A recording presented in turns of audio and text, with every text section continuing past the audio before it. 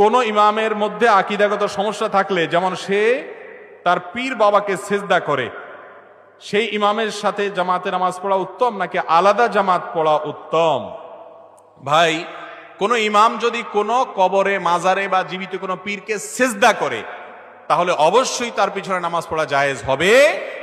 কারণ ইমাম যদি সাধারণ বিদআত করে, আমলগত বিদআত, তার পিছনে নামাজ পড়া যায়। কিন্তু ঈমান নষ্ট হওয়ার মতো কাজ, শিরকে আকবর করলে তার পিছনে নামাজ পড়া জায়েজ।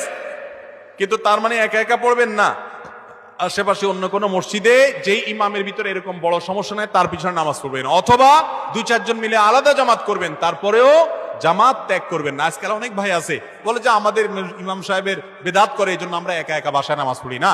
একা একা জামাতে নামাজ পড়বেন না। হাজ্জাজ ইবনে ইউসুফ সাহাবীদের রক্তচোষা, এত বড় জালেম অত্যাচারী শাসক, এবং মদ খেয়ে নামাজ পড়াইতো।